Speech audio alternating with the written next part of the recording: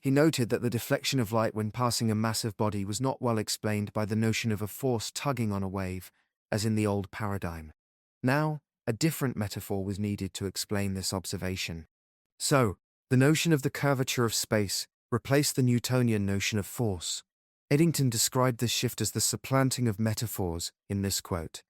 Newtonian law told us of the amount of the tug, and there is now no tug to be considered. Since the phenomenon is now pictured as curvature, the new law must say something about curvature, but our main reason for rejecting Newton's law is not its imperfect accuracy, it is because it does not contain the kind of information about nature that we want to know. Einstein's law of gravitation controls a geometrical quantity curvature, in contrast to Newton's law, which controls a mechanical quantity force. Close quote. The paradigm shift in medicine. Similarly, a paradigm shift is taking place in our own time in medicine. We are moving away from a conception of illness as discrete entities of disease that exist in the body where they are to be found, and to a notion, instead, of molecular mutation manifesting as aberrant phenotypes.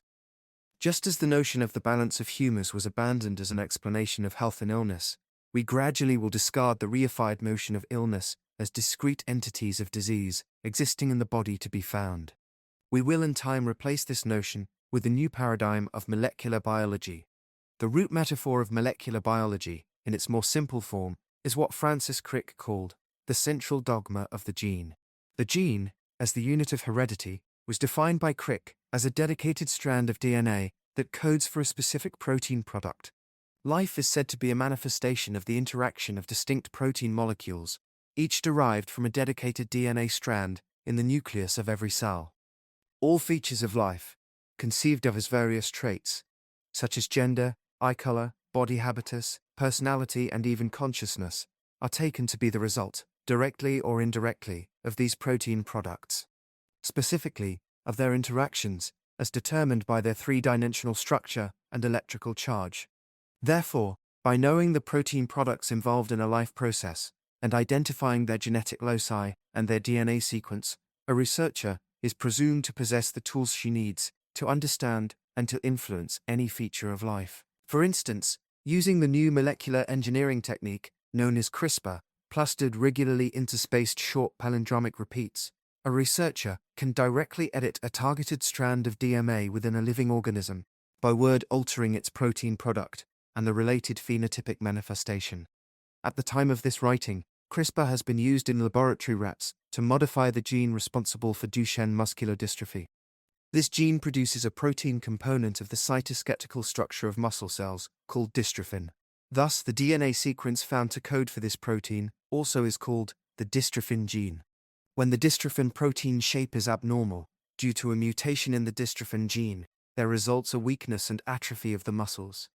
CRISPR has been used in live rats to repair the dystrophin gene, resulting in a healthy dystrophin protein, thus curing the laboratory rat of muscular dystrophy. As such techniques give us improved access to human health, we no longer will need to think of illness in terms of distinct entities of disease that exist in the body to be found. Instead, health will be conceived of as the interaction of proteins from genes that have evolved over time to their current wild state. Illness will be conceived of as a mutation of this evolved state, resulting in aberrant protein products and their perturbed interactions. In the new paradigm of molecular biology, the notion of a discoverable disease entity will be supplanted by the notion of a manifesting phenotype. A phenotype is the trait that results either from the wild type, evolved, or the mutated protein product. The phenotype is said to result causally from the genotype. One begins analysis by assuming in each instance the existence of a genotype as the cause of a subjectively defined phenotype. One then works backwards, in an ad hoc manner, to build the molecular formulation in terms of finding the hyperstatized genetic locus. Already we find that, just as the notion of the particle in quantum theory has manifested its limitations, so in molecular biology, the notion of the gene manifests its limitations, requiring the notion of an epigenome. For instance, despite the central dogma of the gene, defined by Francis Crick as a dedicated strand of DNA producing a single protein product, one now observes that a strand of DNA is not limited to spawning a single protein product. A cell can select different combinations of the same DNA strand to make different proteins, a phenomenon called alternative splicing. It is estimated that the average DNA strand produces over 5 different transcripts, and thus different proteins, through this process of alternate splicing. What is directing this selection process, if it is not the single strand of DNA itself? This observation would seem to belie the notion of the gene, as it is defined by the central dogma. To salvage the notion of the gene as the unit of heredity, it appears necessary either to redefine the gene as something other than a dedicated DNA to protein unit, or one must posit an epigenetic process that directs the gene from outside the gene unit. The limits of the molecular metaphor have led us to question the reduction of life to an interaction of proteins coded for by DNA. Are molecular formulations capable of an exhaustive account of life? Do they define the limits of life, or do they reflect the anthropic limits of our understanding of life at this time? Should they be understood as perspectival tools, circumscribed by the boundaries of the molecular narrative? Should we appreciate that there might be more fundamental ways of understanding physiologic processes, and that will come to us in time, such as quantum-level communication at a cellular level, the effects of which we see at this time only as they manifest as molecular interactions? But one should not approach medical diagnosis and treatment based simply on the terms of molecular biology, any more than one would turn over the performance of a Beethoven quartet to a novice musician who only can read music tablature but not interpret it. Molecular biology is not the music itself of life. It is the tablature, the anthropic means to the music of life. It is a map, not the landscape. We should ask whether the molecular model is our window to a larger process that is evolved to more fundamentally anticipate possibility itself at a higher level, and so to respond in real time to changing conditions as they manifest. All theory, in that it is based on metaphor, must be understood as grasping possibility in this perspectival way, defined explicitly by the boundaries of the metaphor. The metaphor itself does not alert the user to its own limitations, to the fact that there is a larger domain of possibility outside its boundaries. One must appreciate this limitation implicitly when applying the Gestalt role of metaphor. The necessity of metaphor. The metaphorical structure of medical science does not mean that its objects are not real, for instance that the heart is not really a pump, or that drugs are not really coded information. This objection would serve only to treat metaphor in a counterproductive way. Furthermore, this would imply that there is a privileged, non-metaphorical perspective. There is no such privileged perspective, nor is there any reason to wish for one. The metaphorically contrived formulation emerges to serve an end beyond itself, in the grasp and actualization of possibility, apprehended directly in the doctor-patient relationship. The coherence metaphor function. The chosen root metaphor donates its constituent categories to the emerging objective formulation. In this way, it renders an overall coherence and interdependence of terminology to the formulation. This creative process is shepherded into being by the intention to actualize perceived possibility, and it is the core mechanism of what broadly has come to be called calculation. This begins with the Gestalt function, wherein a root metaphor, such as an angler, or the atom, or the wave, or the field in physics, or the gene, or a specific diagnosis in medicine, is applied to grasp a circumscribed realm of possibility. Then the mind works backwards, to creatively grasp finer detail of possibility, in terms of the categories of the applied root metaphor.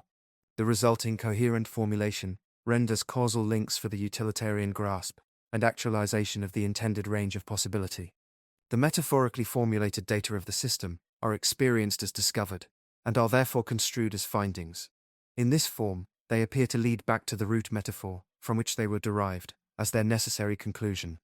This leads to conceiving of these findings as evidence, so that the structure of the medical decision assumes the form of an evidence-based proof.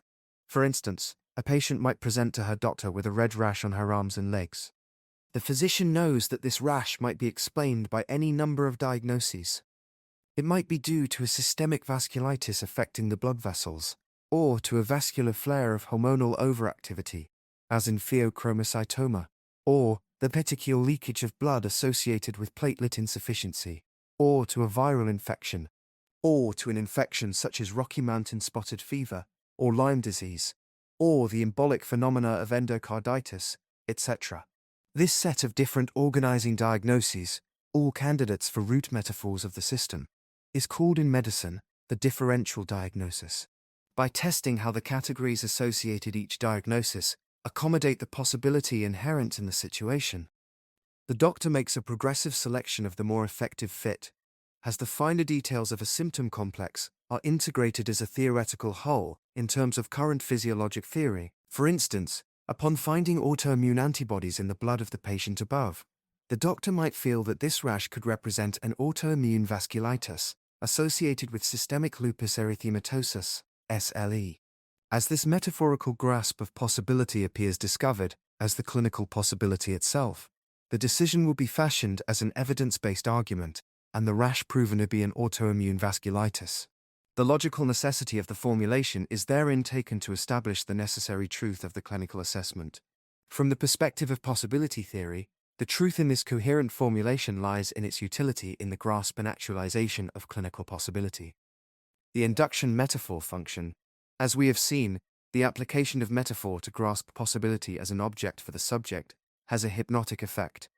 The new object appears not as a metaphorical grasp of possibility, but as the grasped possibility itself. It appears discovered as given. This represents a transfer of the subject's devotion from the perceived possibility to the created object with which it is grasped, now appearing as the intended end in itself. To underscore the hypnotic aspect of this effect, we use the term metaphor induction. This hypnotic process is necessary to precipitate the resulting subject-object interaction, whereby possibility is actualized. This manifests as the scientific process, metaphor induction as Socratic method. This hypnotic aspect of metaphor manifests in the Socratic method of teaching. We can review how this is employed in Plato's dialogue, the Meno. In the Meno, Socrates presumes to teach geometry to a slave boy. He does this by drawing a figure in the sand and directing the slave boy's attention to it as a geometrical figure. Socrates asks several onlookers to take note that the slave boy will appear to recover from within himself the principles of geometry, though I simply ask him questions without teaching him. In so doing, Socrates surreptitiously introduces the metaphor of the square to the slave boy. Socrates asks the slave boy a series of questions regarding the four-sided image he has drawn in the sand, using terms derived from the constituent parts of the geometric image of a square.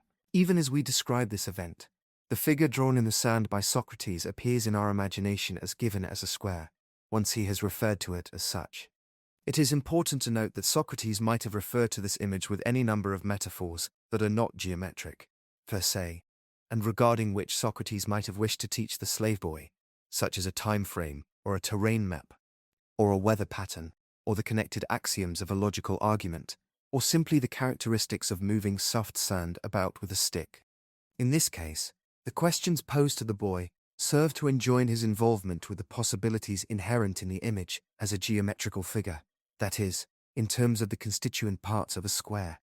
Specifically, the slave boy is asked whether the area of this square might be determined by knowing its diagonal. To the amazement of all onlookers, the slave boy eventually provides the correct answer. He is led to the answer by the inherent coherence of the categories of the square, introduced to him on the sly by questions posed to him by Socrates. As the categories of the applied square appear to the boy and to the onlookers as given at the moment of their application, it appears that the slave boy somehow knew the answers ahead of time. Socrates says, "These opinions were somewhere in him, were they not?" To account for a slave boy appearing spontaneously to know the intricacies of geometry, Socrates invokes the notion of a prior life of an immortal soul. Socrates posits that the truth about reality is always in our soul, so that knowledge is essentially recollecting or remembering. Of course, what was in the slave boy is the perception of possibility that he shares with others. The specific metaphor with which possibility is grasped is not given. It is a creative choice rendered to the slave boy by Socrates in the form of the questions posed to him. This is the same Socratic method of teaching used in modern medical education. Metaphor induction in scientific terminology. Eddington discussed this utilitarian use of geometry in the natural sciences as an illustration of the volitional origin of the terms of objective science. In his book on the mathematical foundation of relativity theory, Eddington discussed the advantage of applying geometric figures to the problems of physical science, pointing out that thereby an extensive geometrical nomenclature becomes available. Straight line, gradient, curvature, etc., and a self-explanatory nomenclature is a considerable aid in discussing an abstruse subject. Electric force, potential, temperature, etc. We may draw the iotherms as straight lines, ellipses, spheres, according to convenience. Once a geometrical model has been applied to a domain of study, it appears not as a metaphorical grasp of this field, but as the grasped possibility itself.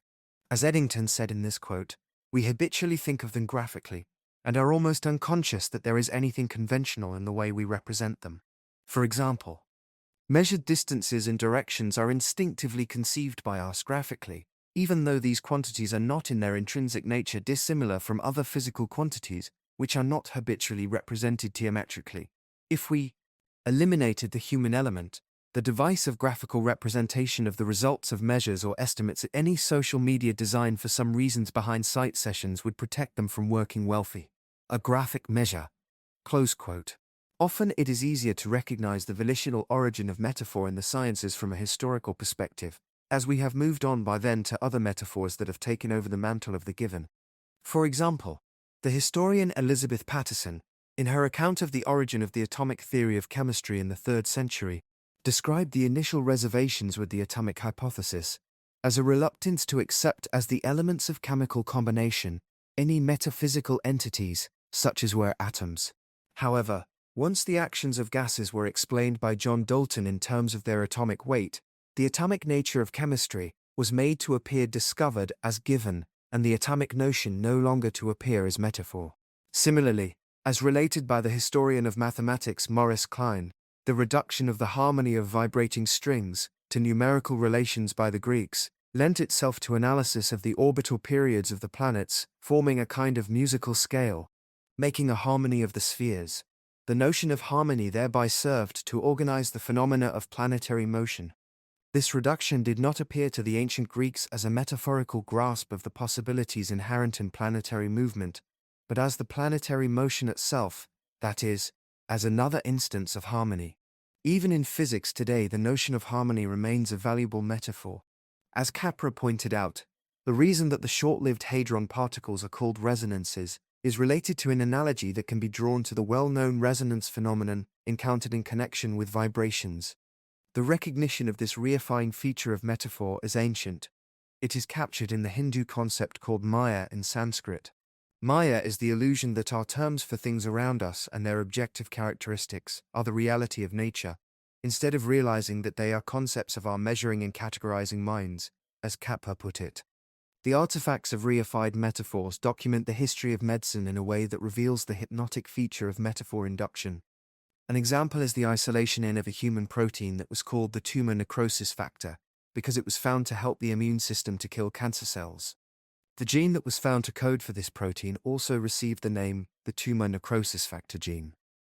This ad hoc naming of a genetic locus prior to its discovery helps to guide formulation of the genotype, in terms of its discovery, toward a tool for actualizing the possibility grasped by the phenotype.